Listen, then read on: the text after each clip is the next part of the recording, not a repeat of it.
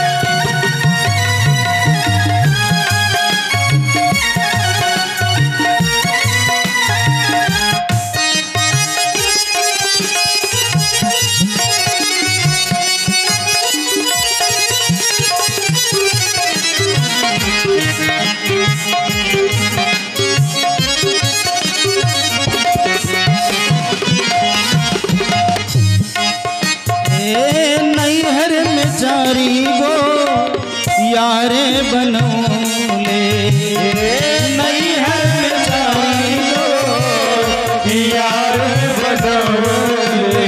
काम क्रोध लोभ अभिमान नैहर में चारी गो यारे बनौले नैहर में चारी गो यारे बनौले। दिन रात ही नहीं से नैना लड़ोले दिन रात ही नहीं से नैना लड़ोले। इनके सुतौली रे सजरिया हो इनके सुतौली रे सजरिया हो चुनरिया मदार लगई। सुतौली रे सजरिया हो चुनरिया मदार लगई। कैसे जाई पिया के नगरिया हो कैसे जाई पिया के नगरिया हो चुनरिया मदार लगई। गुजरिया हो चुनरिया मदार लगई। गुजरिया हो चुनरिया मदार लगई। और कहते हैं क्या कि पांच बात पियवा के हम भूल गई। पांच बात पियवा के हम भूल गई। सात बात पियवा के हम भूल गई। सात बात पियवा के हम भूल गई। फिर पछतात बानी ई का कैली। फिर पछतात बानी ई का कैली। डोली आई हो डोली आई हमारी दुअरिया हो चुनरिया मदार लगई। गुजरिया हो चुनरिया मदार लगई। गुजरिया हो चुनरिया मदार लगई।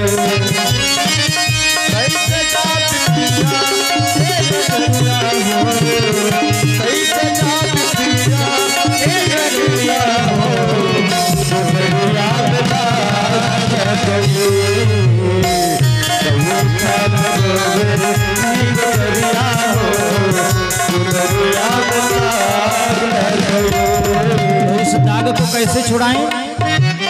चुनरी के दाग दीप कैसे छुड़ाई, चुनरी के दाग दीप कैसे छुड़ाई, कैसे हम पियवा के मुहवा दिखाई, कैसे हम पियवा से मुहवा दिखाई।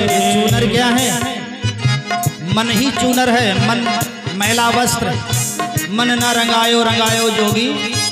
तो ये मन ही चूनर है और मन में मैंने भगवान को नहीं बैठाया, काम क्रोध लोभ मोह मद अभिमान द्वेष दंभ पाखंड को बैठा रखा है।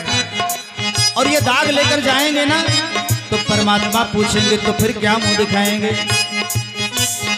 अब सोच रहा है कि जीवन भर तो मैंने काम क्रोध लोभ मोह के वश में रहा, अब अंत आया है, भगवान को कैसे पुकारें? तो चुनरी के दाग दीप कैसे बुझाई, चुनरी के दाग दीप कैसे बुझाई, कैसे हम पियवा के मुहवा दिखाई, कैसे हम पियवा के मुहवा दिखाई। बरसे ले हो बरसे ले अखियाँ के बदरिया हो, चुनरिया में दाग लग गई, बरसे ले अखियाँ से बदरिया हो, चुनरिया में दाग लग गई। कैसे जावे पिया के नगरिया हो, कैसे पिया के नगरिया हो, चुनरिया में दाग लग गई, चुनरिया हो, चुनरिया में दाग लग गई, चुनरिया हो, चुनरिया में दाग लग गई, चुनरिया में दाग लग गई, चुनरिया में दाग लग गई।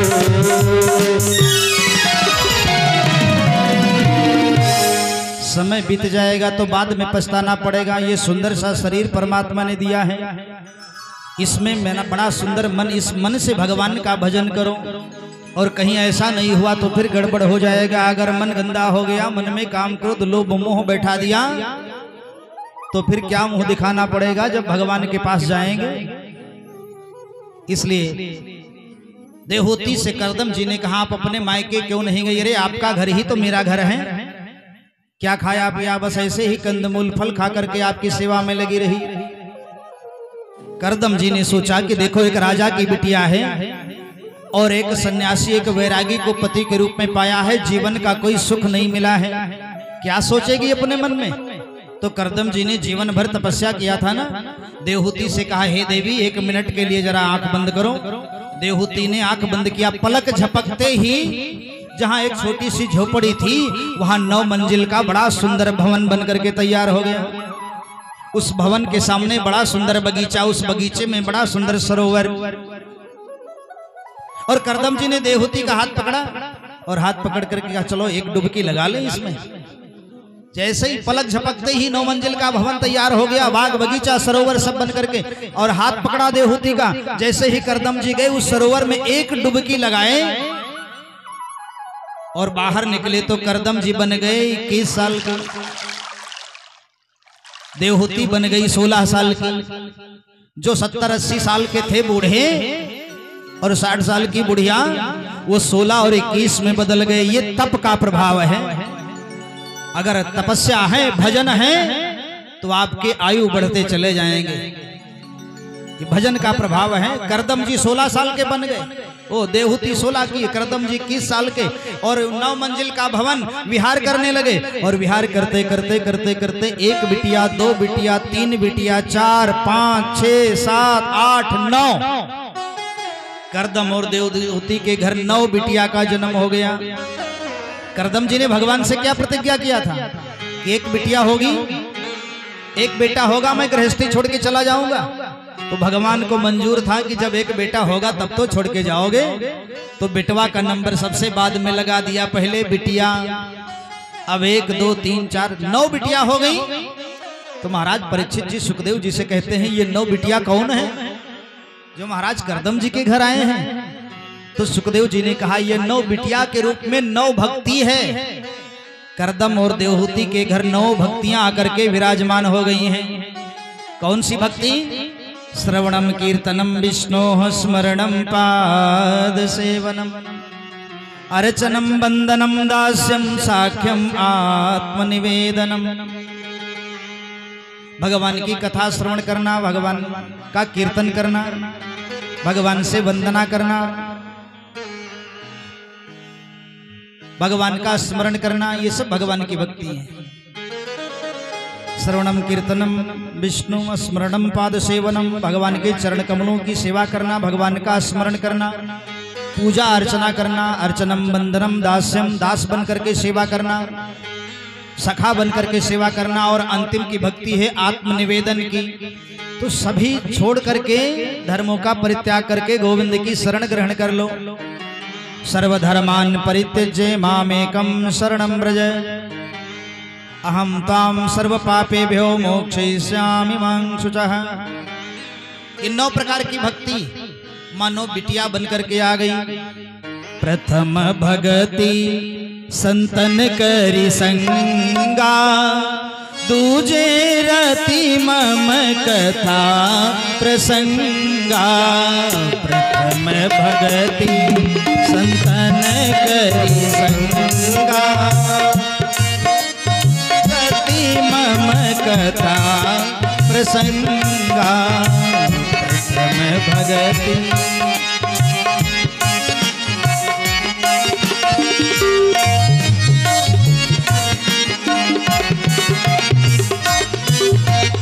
गुरुपद पंकज सेवा, तीसरी भक्ति अमान। चौथी भगति मम गुण गण, करहि कपट तज गान।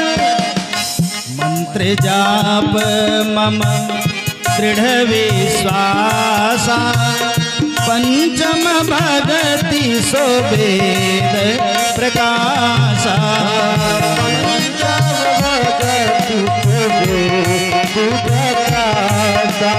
छठ तमशील विरति बहु कर्मा, निरत निरंतर सज्जन धर्मा।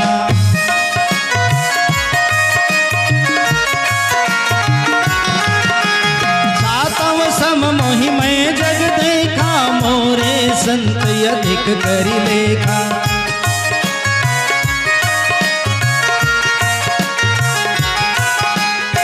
आठव यथा लाभ संतोषा, सपन हो नहीं देखई पर दोषा। सपन नहीं देखो पर दोषा। नवम सरल सब छन चलही ना, मम भरोसा ही हर सेना दीना। प्रथम भगति संतन करी संगा, दूजे रति मम कथा प्रसंगा।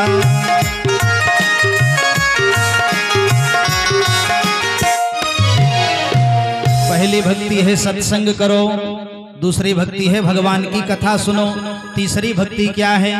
गुरुपद पंकज सेवा, सदगुरु के चरण कमलों की सेवा करो। ये तीसरी भगति अमान। चौथी भगति मम गुण गण, करहि कपट तज गान। हमारे गुणों को छल कपट त्याग करके गान करो। और भगवान का जो मंत्र है, जो गुरु मंत्र मिला है, मंत्र जाप मम दृढ़ विश्वासा। ये पंचम भगति सो वेद प्रकाशा। छठदम शील विरति बहु कर्मा। शील को धारण करें, बहुत से कार्यों में ना विरत हो करके निरत निरंतर सज्जन धर्मा। जो सज्जन लोग जिस रास्ते पर चले हैं उस पर चलने का प्रयास करो। सातम सम मोहि में जग देखा। सातवीं भक्ति बड़ी सुंदर है। भगवान को पूरी दुनिया में देखो, हर जीव में देखो, कण कण में भगवान का दर्शन करो। सातम सम मोहि में जग देखा और मोरे संत अधिक करी लेखा। भगवान कहते हैं हमारी बात कम मानो, लेकिन हमारे संतों की बात ज्यादा मानो। क्योंकि संत कौन है? संत हैं वकील। आपको डायरेक्ट जज से मिलना है तो डायरेक्ट नहीं मिल पाओगे, कोई घूसखोर होगा तो मिल लोगे, नहीं अगर ईमानदार जज होगा तो डायरेक्ट नहीं मिल सकते, उसके लिए वकील करना पड़ेगा। वकील आपकी पूरी फाइल बना करके जज के सामने पेश कर देगा और तेरे लिए मुकदमा लड़ेगा, तुझको बरी करा देगा। तो ये जो संत हैं, साधु हैं, ये है वकील। हमारे जीवन की फाइल तैयार करके, अच्छा बुरा सबकी फाइल तैयार करके भगवान के पास पेश कर देते हैं और ऐसा बहस करते हैं, ऐसा बहस करते हैं कि संत को, वो भक्त को भगवान का दर्शन करा देते, फिर वकील गायब हो जाता है, उसकी जरूरत नहीं। तो ऐसे मोरे संत अधिक करी लेखा अब आठों यथा लाभ संतोषा। आठवीं भक्ति क्या है? जो मिल जाए, सुबह से शाम तक नौकरी करो, व्यापार करो, खेती करो, जो भी करो, जो मिल जाए उसी में संतोष कर लो। स्वप्न में भी किसी दूसरे की बुराई को मत देखो। लेकिन ये हो ही नहीं सकता, अपनी बुराई तो देखना नहीं है, अपने में तो अच्छाई अच्छाई दिखती है और दूसरे में बुराई दिखाई पड़ती है। लेकिन स्वप्न में भी किसी दूसरे की बुराई मत देखो। नवम सरल सब छन छलहीना मम भरोस ही हरस नदीना। छल देश दंभ पाखंड को त्याग करके मेरा भजन करो और मेरे भरोसे रहो। भगवान कहते हैं दुनिया के भरोसे ना रहो। अगर सहारा है तो गोविंद का सहारा है। अगर गोविंद का सहारा कर लोगे तो जीवन सुंदर बन जाएगा। मम भरोस ही हरस नदीना। जब ज्यादा खुशी का समय आवे ना तो बहुत उतावले मत हो जाओ, और जब दुख का समय आवे तो भी थोड़ा धैर्य धारण करके देखो, अपना काम करो। ये जब बेचारा सुख इतना दिन तक नहीं रहा तो दुख कैसे रहेगा? ये दुख भी जाएगा और फिर सुख आएगा। ये सुख दुख तो जीवन के पहलू हैं, एक गया एक आया, इसलिए कभी सुख कभी दुख। धीरज धर्म मित्र अरुणारी आपत्ति काल परखिए चारी। विपत्ति का समय आवे तो अपने धैर्य को धारण करो, धर्म से वंचित ना हो।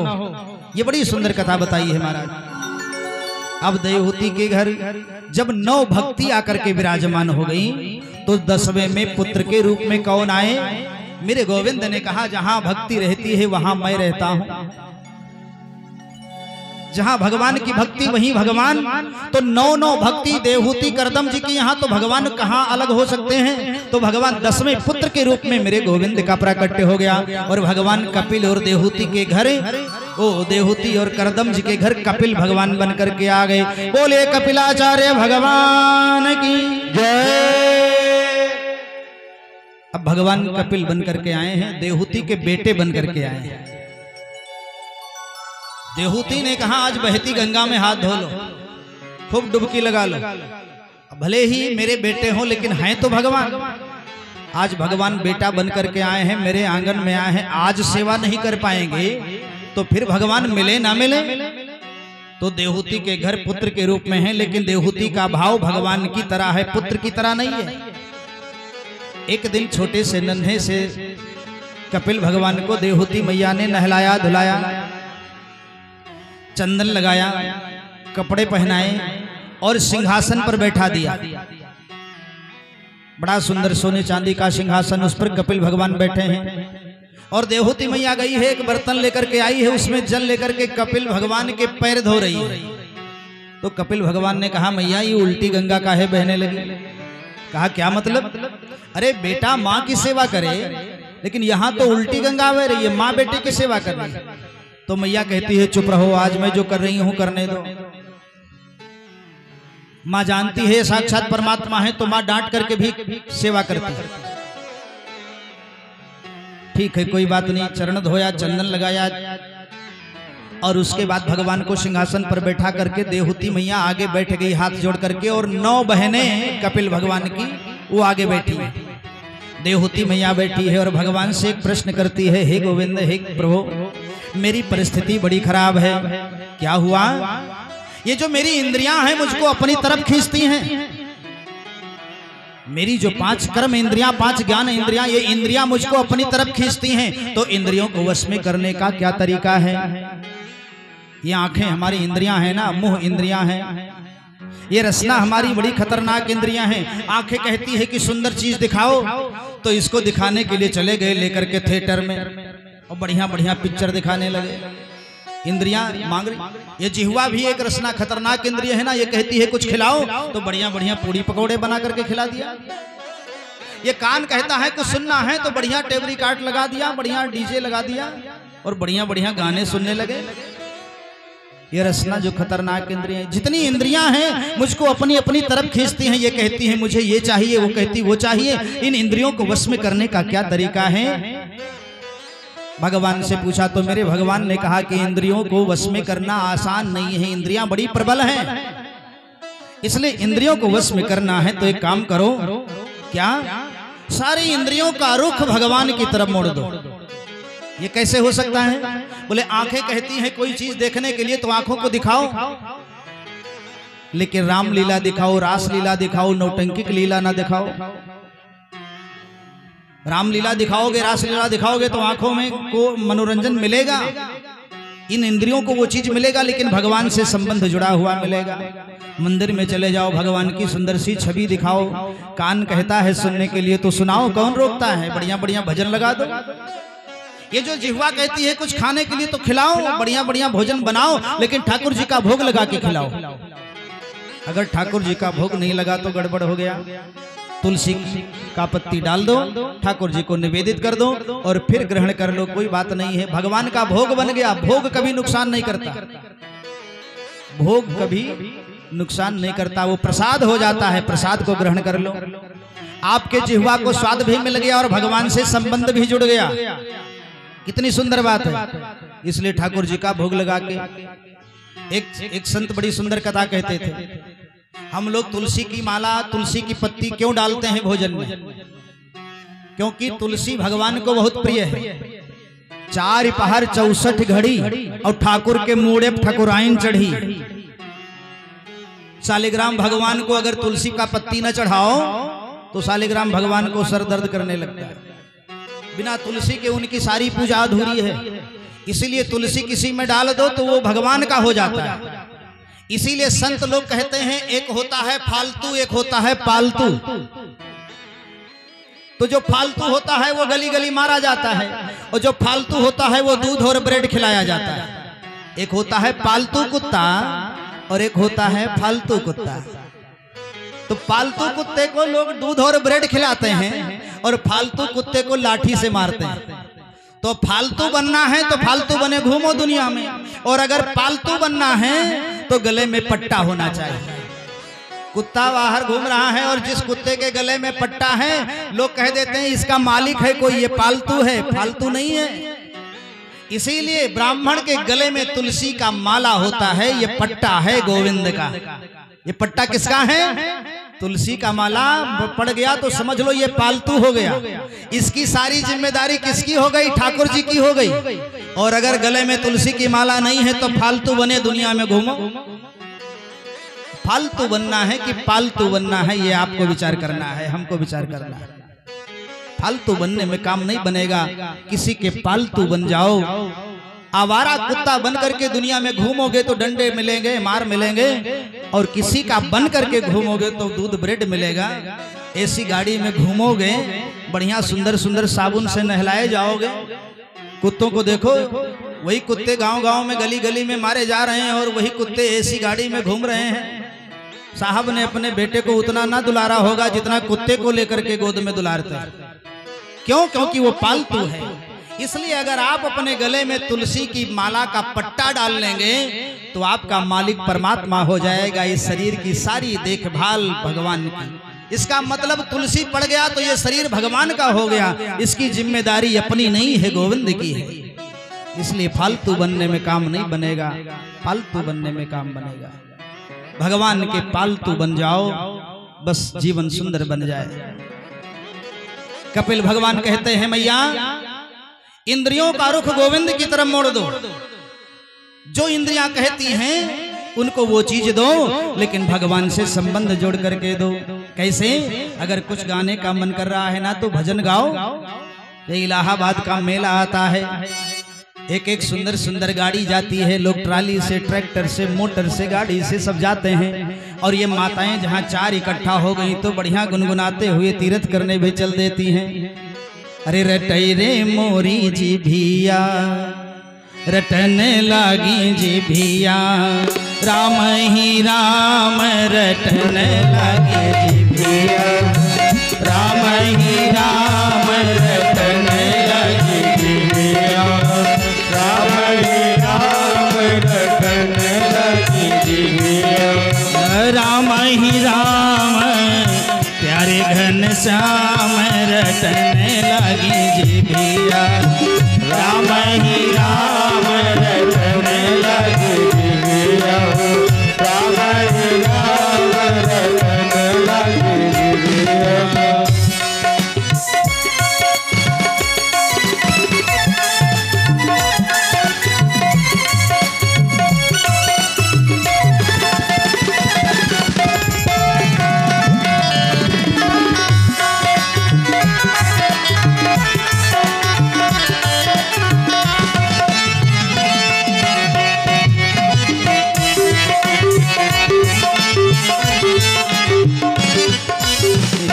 रटन लागी जी भिया, जपन लागी जी भिया, रटन लागी जी भिया, रटन लागी जी भिया, राम ही राम रटन लागी जी भिया, राम ही राम रटने लगी जी भिया, राम ही राम रटने लगी जी भिया।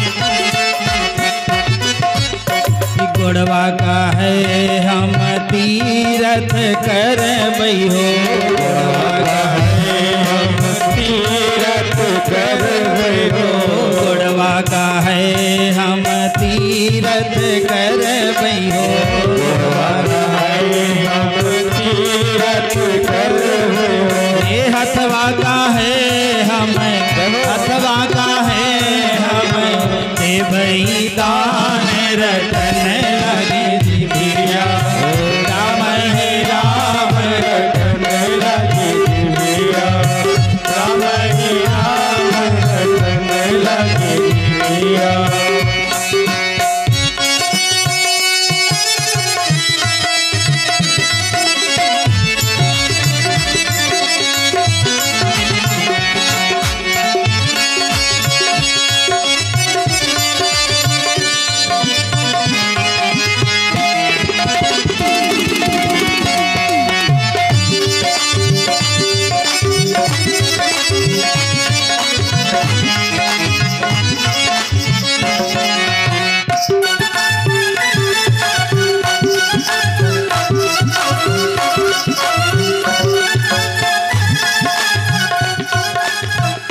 जिभिया का है हम लड्डू खाबई हो, जिभिया का है हम लड्डू खावे हो, जिभिया का है हम लड्डू खाबई हो, जिभिया का है हम लड्डू खावे। तो चले जाओ हनुमानगढ़ी ठाकुर जी को भोग लगाओ और फिर खिला दो। अरे दत्तवा का है हम, दत्तवा का है हम पूजब पान रटन लगी जी भिया, राम ही राम रटन लगी जी भिया, राम ही राम रटने लगी जी भिया।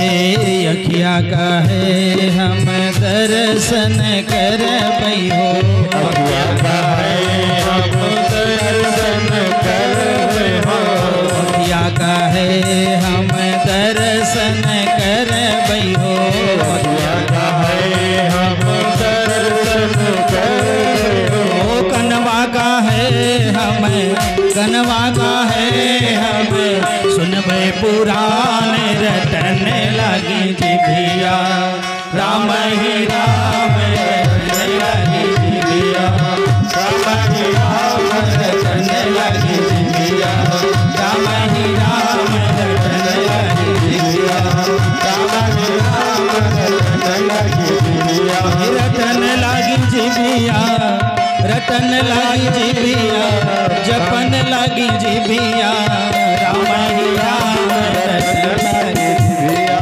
राम ही राम रटन लगी जिभिया, राम ही राम रटन लगी जिभिया, राम ही राम रटन लगी जिभिया। हर इंद्रियों का मुख ठाकुर जी की तरफ मोड़ दो। जीवा कहती है तो उसको दो, लेकिन ठाकुर जी का भोग लगा के दो। कान कहता है तो ठाकुर जी का भोग लगा के ठाकुर जी का संगीत सुनाओ।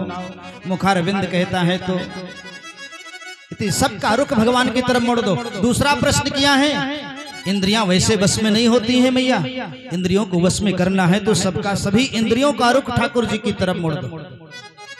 तो कपिल देवहूति मैया ने कहा, मेरा दूसरा प्रश्न है, बंधन किसका होता है? शरीर का होता है, मन का होता है, आत्मा का होता है?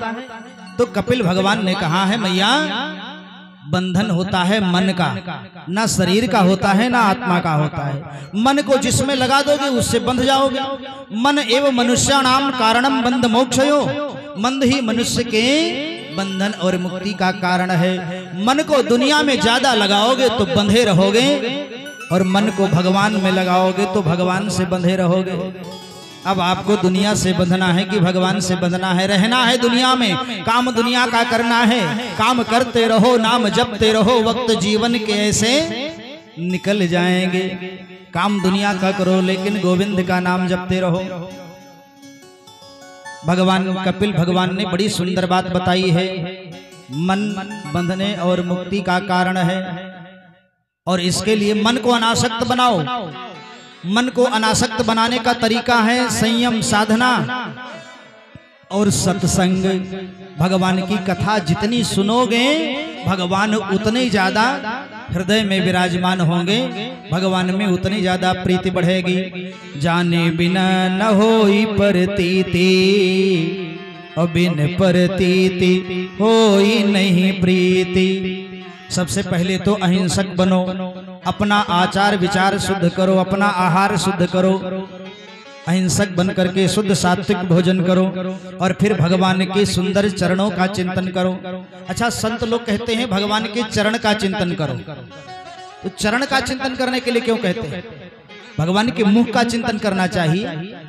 कहा मुख का चिंतन बाद में, पहले चरण का चिंतन करो फिर मुख का चिंतन करो। चरणों का चिंतन किस लिए? क्योंकि भगवान के चरणों में तमाम आयुध बने हुए हैं। रामचरितमानस का पन्ना पलटोगे, शुरुआत में ही भगवान के चरण बने हैं, उसमें खटकोण बना है, सुदर्शन बना है, धनुष बना है, पास बना है।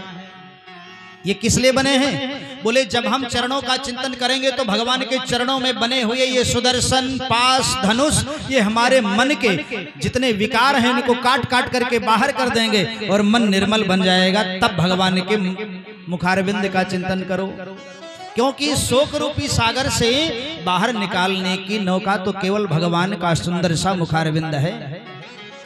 हासम हरे रवनिताखिल लोक तीव्रे शोकासु सागर विशोषणम अत्युदारम सम्मोहनाय रचितम निज मायया से भ्रूमंडलम मुनिकृते मकर ध्वज से। भगवान के हंसते हुए मुखारविंद का चिंतन करो जो शोक रूपी सागर से बाहर कर दे। और उसके बाद भावना कैसी हो? भावना ऐसी होनी चाहिए कि सबका भला हो और उसी के साथ हमारा भी भला हो, कभी दूसरे का अहित न सोचें। कपिल भगवान देखो कितनी सुंदर बात अपनी मैया को बता रहे हैं। मैया भावना सुंदर होनी चाहिए, हो सभी का भला ये करो कामना, मैली होने न पाए कोई भावना, लेने देने नहीं कुछ तकरार में, प्यार के ही सदा गुल खिलाते रहो, मुस्कुराते रहो, गुनगुनाते रहो, मुस्कुराते रहो, गुनगुनाते रहो। ये जीवन संगीत है, स्वर सजाते रहो, जीवन संगीत है, स्वर सजाते रहो, मुस्कुराते रहो, गुनगुनाते रहो, मुस्कुराते रहो, गुनगुनाते रहो। क्या लेना देना तनिक सी बात के लिए झगड़ा झंझट करना, मार फौजदारी करना, क्या फायदा है? अरे ये जीवन अल्प है, पानी के बुलबुले के समान जीवन है, कब उठा और कब बुझ गया, उस पे भी हाय हाय करते जिंदगी बीत जाती है, मार फौजदारी करते जिंदगी बीत जाती है। अरे भैया ये भागवत कथा हमारा प्रेम प्रधान है, जिसको प्रेम करना आ गया, पोथी पढ़ी पढ़ी जगमुआ पंडित भया ना कोई, और 2.5 अक्षर प्रेम का पढ़े सो पंडित होए। ये भागवत कथा कहती है कि जन जन में प्रेम करना सीखो, वह मनस्ता त्यागो, दुश्मनी त्यागो, प्रेम से जिंदगी जियो। और ये जिंदगी बड़ी अनमोल है, संत लोग कहते हैं इसको भार बना के मत जियो। थोड़ी सी जिंदगी है, भगवान का भजन करो, दुनिया में रहो, मेहनत करो, कमाओ खाओ और मस्ती से जीवन जियो, इसको भार बना करके मत जियो। कपिल भगवान कहते हैं मैया हर परिस्थिति में भगवान का स्मरण करना चाहिए, और कैसी भी परिस्थिति हो भगवान के प्रति समर्पित कर दो। कायेन वाचा मनसेन्द्रियर्या वा बुद्ध्यात्मना ह्यानुहृत स्वभावात् करोतु यत्तत् सकलम परस्मै नारायणायेति समर्पयेतत्। अच्छा काम बुरा काम जो भी हो मेरे गोविंद को समर्पित कर दो, काम बन जाएगा और मस्ती से जीवन जियो। कपिल भगवान कहते हैं मैया ये जीव जब माँ के गर्भ में होता है ना तो बड़ा दुख होता है। मैया ने कहा क्यों? वहां ना क्रोध है, ना लोभ है, ना मोह है, ना छल है, ना द्वेष है, ना दंभ है, वो गर्भ में है। बोले छल दोष दंभ तो नहीं है, लेकिन वहां जो है वो संसार में नहीं है। बोले क्या? बोले मल मूत्र के थैले में व्यक्ति पड़ा रहता है जीव माँ के गर्भ में। अब माँ कोई कसैली वस्तु खा लेती है, कोई तीखी वस्तु खा लेती है तो बेटे के शरीर में लगता है। तो जब बेटे का शरीर जलता है तो बच्चा भगवान से कहता है नारायण इस गर्भ रूपी नरक से संसार में जन्म दे दो। गर्भवास समम दुखम ना भूतो ना भविष्यति। गर्भ में जैसा दुख ना भूत में ना भविष्य में दुनिया में नहीं हो सकता।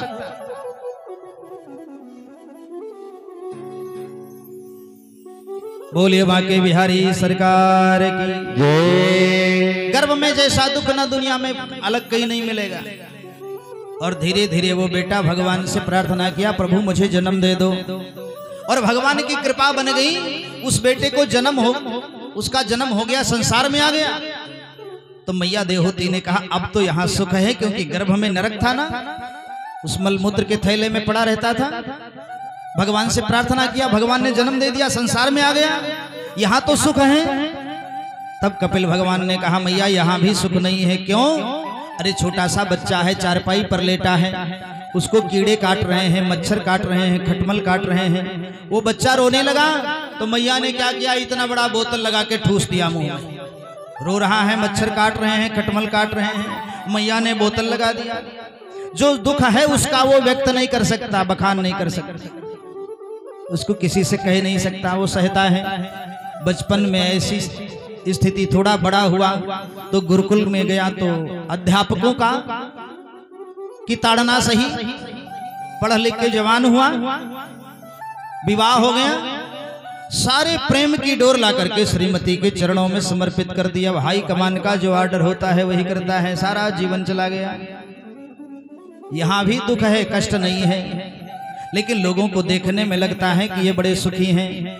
दीन कहे धनवान सुखी, धनवान कहे सुख राजा को भारी, राजा कहे महाराजा सुखी, महाराजा कहे सुख इंद्र को भारी, इंद्र कहे चतुरानन को सुख, और ब्रह्म कहें सुख विष्णु को भारी, तुलसीदास विचारी कहें कि हरि भजन बिना सब जीव दुखारी। भगवान के भजन के बिना सारी दुनिया दुखी है, किसी को सुख नहीं है। इस प्रकार मैया यहाँ भी सुख नहीं है किसी को, बार बार जन्म लेना, बार बार मर जाना, यही चक्कर में हम लोग पड़े हैं। अरे कभी मुक्ति का भी कुछ उपाय सोचा है? कपिल भगवान बड़ी सुंदर बात बताते हैं। देखो भक्ति की तीन धारा, तीन सीढ़ियां हैं। सबसे पहले तो विश्वास है भगवान।